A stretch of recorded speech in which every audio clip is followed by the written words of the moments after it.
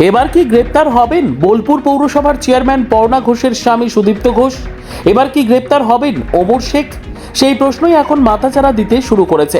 অনুব্রত মণ্ডল ঘনিষ্ঠ এই দুই নেতার বিরুদ্ধে 2021 সালের বিধানসভা নির্বাচনের পর ভোট পরবর্তী হিংসায় ইন্ধন যোগানো, নেতৃত্ব দেওয়ার পরিপ্রেক্ষিতে এবার বোলপুর থানায় লিখিত অভিযোগ দায়ের করা হলো। আজ বৃহস্পতিবার লিখিত অভিযোগ দায়ের করলেন বিজেপি নেতা প্রীতম ভৌমিক।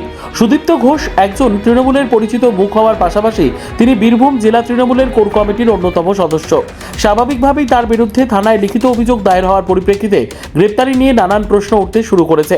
কেননা ইদানিংকালে 2021 সালের ভোট পরবর্তী হিংসা সংক্রান্ত যে সকল অভিযোগ দায়ের হয়েছে সেই সকল অভিযোগের পরিপ্রেক্ষিতে পুলিশকে স্বতঃস্ফূর্ত ভূমিকা পালন করতে দেখা গিয়েছে। অভিযোগকারী প্রীতম ভৌমিক জানিয়েছেন, 2021 সালের ভোটে তৃণমূল প্রত্যাবর্তন করার পর জয় বাংলা স্লোগান তুলে বোলপুরের 22টি ওয়ার্ডের বিভিন্ন জায়গায় ব্যাপকভাবে হামলা চালানো হয়েছিল সুদীপ্ত ঘোষের নেতৃত্বে। এরই পরিপ্রেক্ষিতে এই অভিযোগ দায়ের। আমাদের অভিযোগ আপনারা সকলেই তো জানেন, অবগত আছে 2021-এ ভোট পরবর্তী হিংসা কিভাবে সন্ত্রাস হয়েছিল গোটা বোলপুর জুড়ে।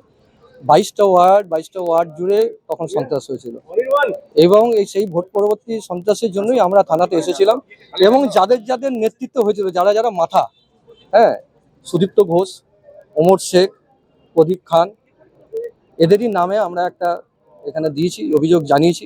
থানা কোঅপারেট করছে, বরাবরই আমাদের সঙ্গে থানা আছে এবং ওনারা সহযোগিতাও করছে, আপনারা দেখেও থাকবেন। বাকিটা তো আইনের পথে চলবে।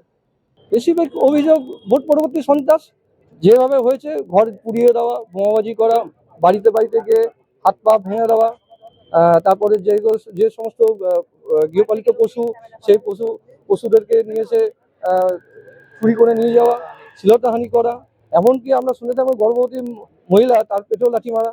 জয় বাংলা স্লোগান দিয়ে চারিদিকে সন্ত্রাস কিভাবে ছড়িয়েছিল আপনারা সকলেই জানেন, তখন প্রিয় পর্বে দেখেছেন, নতুন করে কিছু বলার নেই।